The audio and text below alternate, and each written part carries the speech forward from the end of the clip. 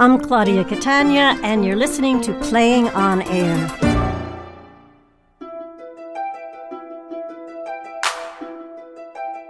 You're about to hear 52nd to Bowery to Cobble Hill in Brooklyn by Chiara Atik, author of 5 Times in One Night, Bump, and Women. This short is directed by Adrienne Campbell-Holt, founding artistic director of the Colt Coeur Company and the recipient of the Lucille Lortel Visionary Director Award. The cast features Molly Bernard of TV's Transparent and Younger, and Soo-Jean Kim of the film Bachelorette and numerous productions at New York's Playwrights Horizons, Public Theater, and regionally. And now, 52nd to Bowery to Cobble Hill in Brooklyn. It's midnight on a rainy Saturday in New York City. Halle, dressed for a night out, climbs into the back of a taxi. Alison, using her jacket to shield herself from the rain, talks through the window of the cab.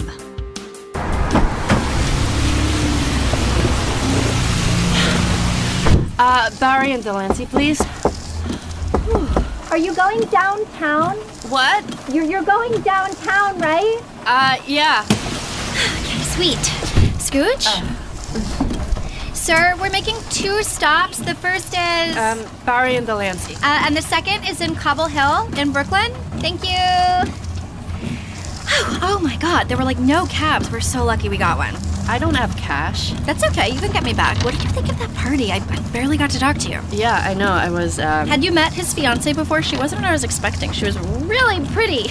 Not that Joe's a mutant or anything, but she is really pretty, and she seemed nice. Turn off. Oh, here, you just... No, it's not... Is it broken? No, it's just these stupid... Oh, can you just put it on mute? I get carsick really easily. I'd rather just... Okay!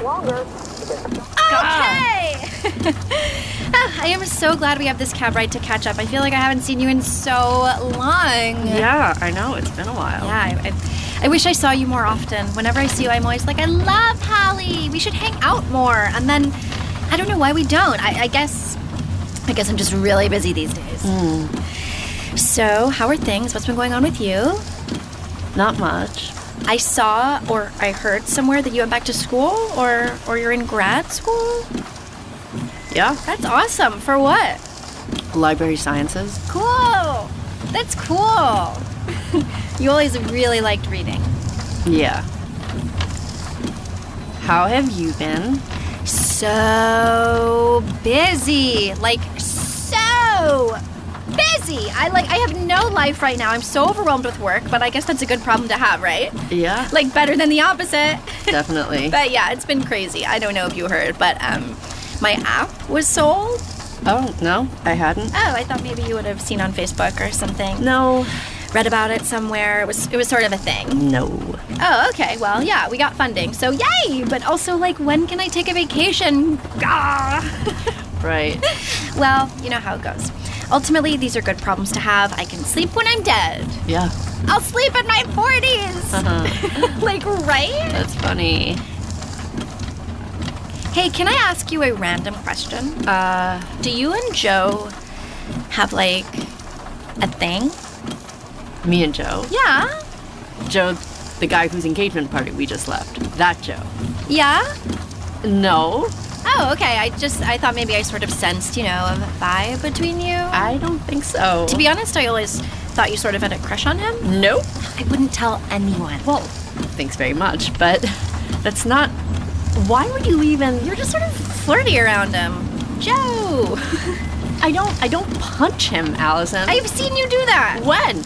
Joe, you're such a loser. Oh my God. It's not that big of a deal. If people think I'm flirting with our engaged friend, that is a big deal. I don't think people think that. I've noticed that you're smiley around him, and I thought... I'm actually smiley around a lot of people. Maybe not your level of smiley, but I smile. So are you seeing anyone? Not anyone special. Yeah, it's hard. I mean, it's not that it's hard. I'm just, not at the moment. Well, you're probably really busy with school. Yeah. Because I'm sure there are lots of guys who'd want to date you. You were so cute and funny. Are we taking Broadway? Oh, we shouldn't take Broadway. Sir? Excuse me, sir? Can you take second? Just second, all the way down. Thank you. Oh. Are you okay? Just feeling kind of carsick. Oh, okay. Hey, can I ask a random question? Okay. I normally would never ask this, and I know I'm probably just being paranoid, but, like, did I do anything to you? Like what? Anything, I don't know. Anything to make you hate me? I don't hate you. No. I know that. It's just that I thought I was getting this vibe from you first at the party and then now, so I just thought don't it would like you very much. What? I'm sorry. You don't Like you. very much or at all? Just middle of the road, not liking you, I think. Okay. No one has ever said that to me before. No, I've never said anything like that before. I'm usually so passive-aggressive. Well, not that I care at this point, but why? Why don't you like me? Do you really need a reason? I would like one. Yes, everybody likes me. Okay, there. Like that. What? Everybody likes me? No one has ever felt the need to tell me that they didn't. That doesn't mean no one's ever thought it before. Possibly there are many of us out there. I'm sorry, I'm actually not trying to be a jerk right now. Well, you are being such a jerk right now. Jesus! Okay, I want to know what I did to make you not like me. It's not that you did anything. I mean, it's not even personal, really. I mean, it's not about you so much as it's about me not liking you. But why? Why? Yeah, tell me what you don't like about me. I mean, I really don't want to be mean or anything. Well, the ship's kind of sailed on that one. Okay, like you're kind of bubbly. Okay, and that's bad? This is also subjective. There's really no point. No, just tell me. I can take it. You're very bubbly, and that's not bad. It's just not really for me. Okay. And you're really like, I don't know, it's like you have to be best friends with everyone. I don't have to be best friends with everyone. Well, okay, but sometimes you act like you do. And you tend to broadcast exactly like what you're thinking and what you're feeling, and you're always like super keyed up. Okay. Like super keyed up. You're always so excited to see me, and we frankly don't know each other that well. And it just feels kind of fake, and it's just kind of like annoying. Okay. Sorry. Oh God, I feel sick. Can I say something right now?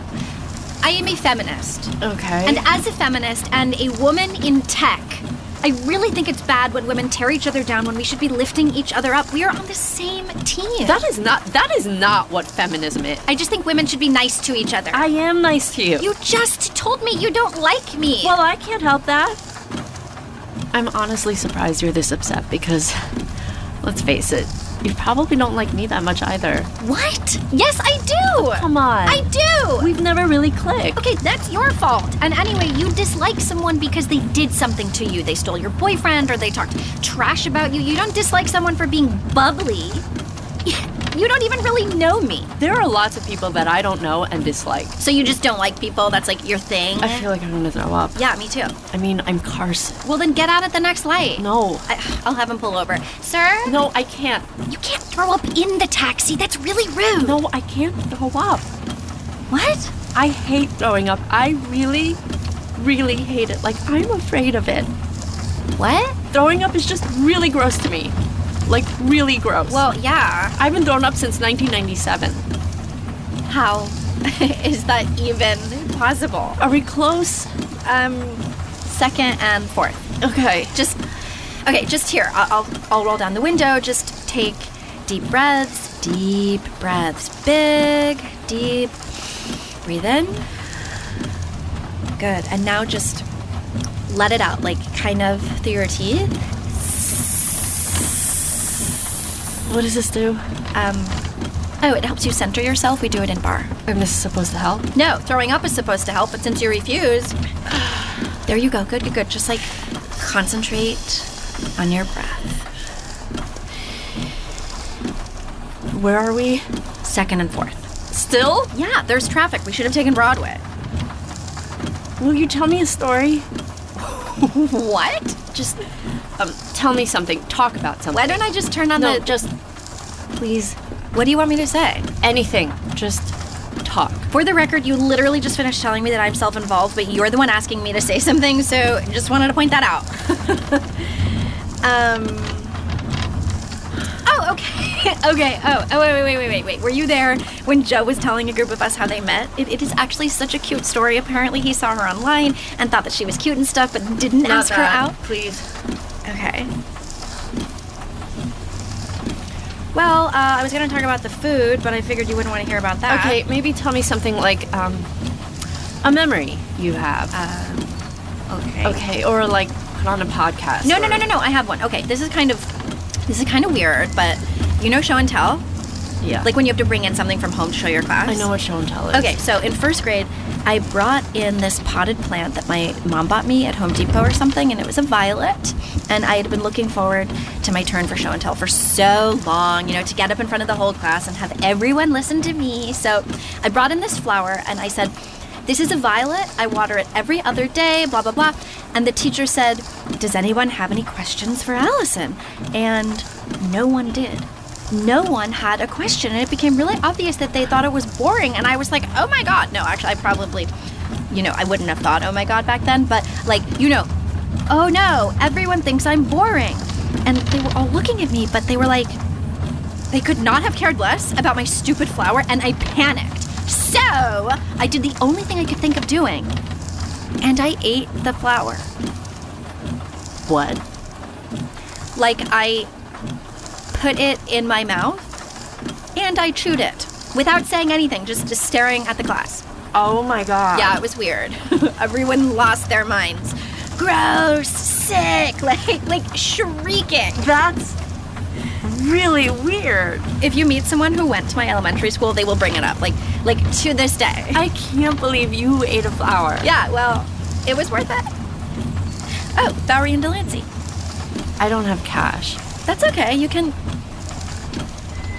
That's okay. Thanks for helping me not vomit. Sure. And I'm sorry about... I really, really didn't think you'd care if I liked you or not. Anyway, thanks for the ride. Halle? Yeah? I know we'll never be friends or anything, but can I just say something? For for the record. Sure. If you had met me in first grade, you would have thought I was cool. Yeah. I think I probably would have. Court and Union, please. Thank you.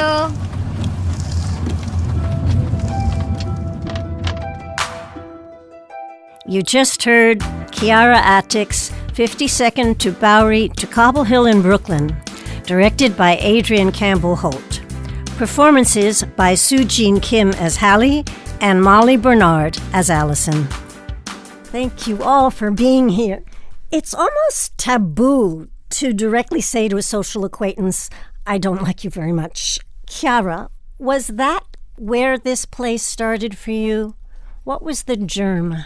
I guess I don't really know, but I think what I was interested in exploring is sort of the way we judge other women. Why are there some people that I just don't like? And the idea of being fake nice to social acquaintances, or vice versa, feeling that people were fake nice to me, and what it would be like if we could ever say to somebody, no offense, I think you're just not my type of person.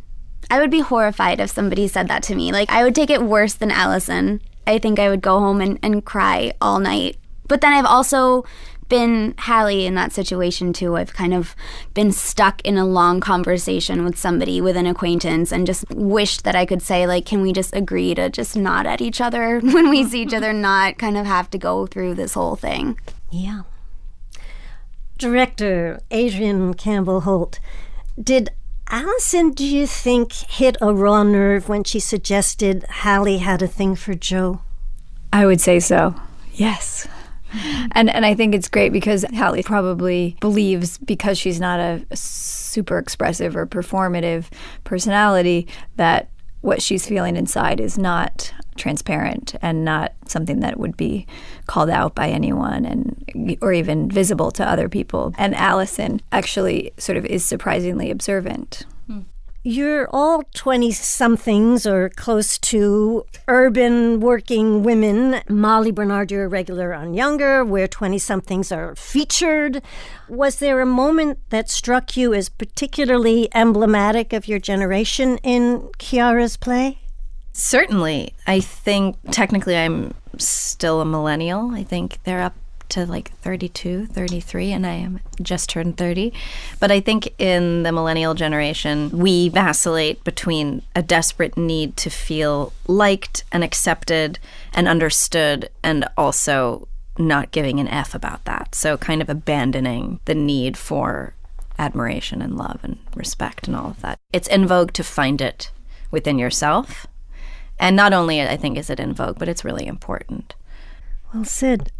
There have been a number of recent broadcast and cable shows about 20-somethings, girls, of course, younger with Molly as Lauren and Crazy Ex-Girlfriend, for example.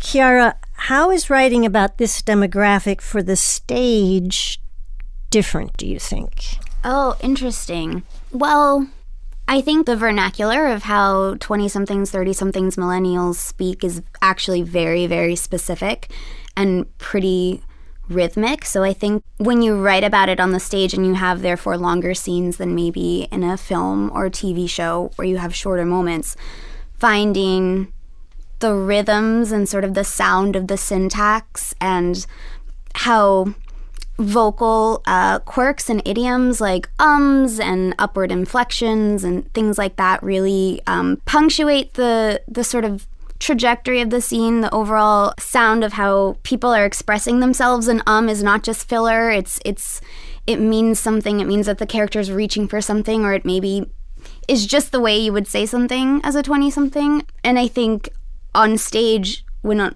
all you have kind of is the conversation, those little generation specifying idioms become more important. Whereas, I don't know, I imagine in other mediums you have other ways of showing the visuals, the costume. Yeah, film and TV is it's a visual storytelling medium, whereas the theater is really language. I totally think you're spot on. That in this case is so much more than filler. It's a character description almost. Yeah, the ums are all very, very purposeful and telling, and not just inarticulation. Adrienne, you've directed this short before for the stage at Ensemble Studio Theater off Broadway. In this rehearsal and recording today with a new cast, did anything new or unexpected surface? Well, it was so wonderful to be back with this text and with Chiara, and I found myself thinking back to the time in my life when we worked on this before, which was maybe 4 years ago, and how much has changed. And I sort of feel more empathy for these two. I think I see the challenges of that age and the desire to sort of find your voice and own your voice. And I think I feel very loving towards these women and tender. And it's just nice to be back with them, spend a little time with them, and with these incredible actors.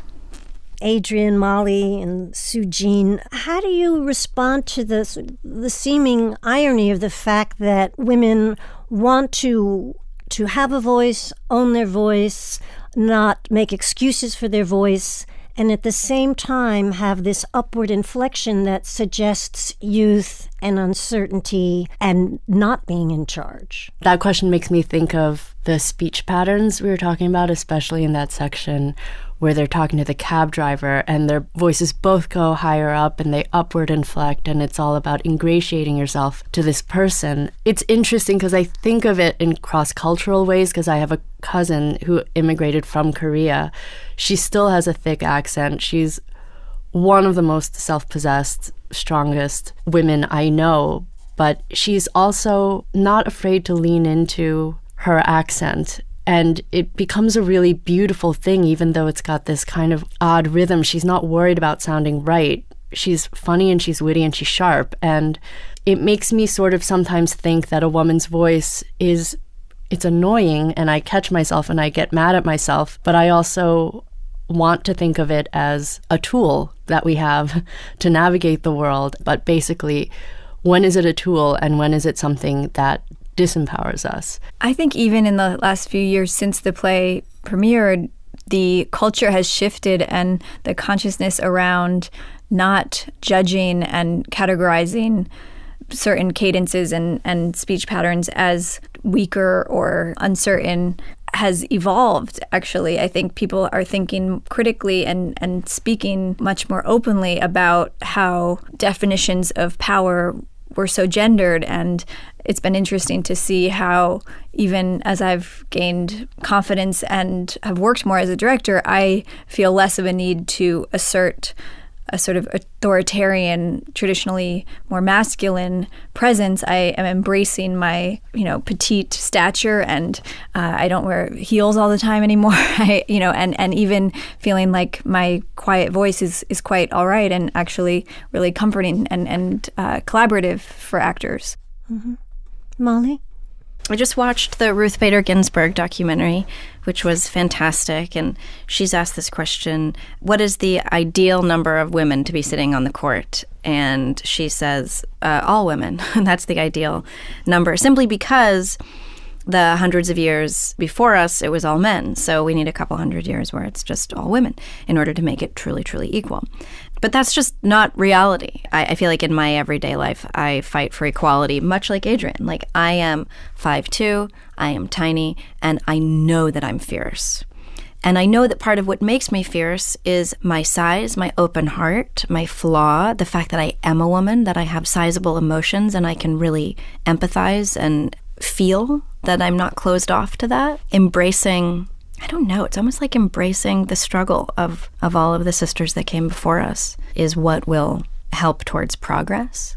It's almost like we're trying to find a way to accept, I guess, womanhood as a culture and as a cultural force in some way. And I also think that in the 4 years since this play was written, the conversation around feminism and these topics has progressed considerably, so that I think if Halle and Alison were in a cab today, they wouldn't have this same discussion. It's progressed. It's more nuanced now, and they would be aware of it. And I don't think Alison would say, I think it's bad when women tear each other down when they should be lifting each other up. And I don't think that Halle would need to say that's not what feminism is. I just think that we're kind of beyond that right now. Also, I have a sweet little anecdote that may or may not hold water here, but I was in a conversation with David Adjemi, the playwright, and Marin Ireland, the actress, and they were talking about a conversation that some woman told Marin, like, look, you're not my cup of tea, but those people whose cup of tea you are, they want to drink you every day. And I also feel that's true of, like, that's just people in your tribe, And that's true for women, for men. Yeah, there are people that I, don't actually want to spend my time with, but that I'm kind to and tolerate. But the people in my tribe, I can be like, I like you, but I don't like when you do this. But, I love you unconditionally, just please eat some food. Or, the weird things that get on our nerves. But true, I think. That's what I kept thinking about this whole play, this reading this morning. Mm-hmm. Well, I'll tell you, I'm a lot older than all of you, and I take tremendous inspiration from all of you. So thank you. Thank you all for being here. Chiara Atik, playwright, Adrienne Campbell-Holt, director, Molly Bernard, and Sujin Kim, our cast. Thank you all. Thank you for having us. It's really nice. You've been listening to Playing on Air. Associate producer, Michelle O'Brien. Literary manager, Bonnie Antosh. Theme and play music, Tom Cochan. Recording and sound design, John Kilgore. Audio editing, Julia Melfi. Playing on Air is distributed by PRX. Follow us on Facebook, Twitter, Instagram. You can visit us at playingonair.org, where you can discover new shorts and interviews with amazing artists. Subscribe to Playing on Air on iTunes or wherever you get your podcasts. And to help us share great theater with new listeners nationwide, rate and review a show. It's the best way to spread the word. For Playing on Air, I'm your host, Claudia Catania. Thanks for listening.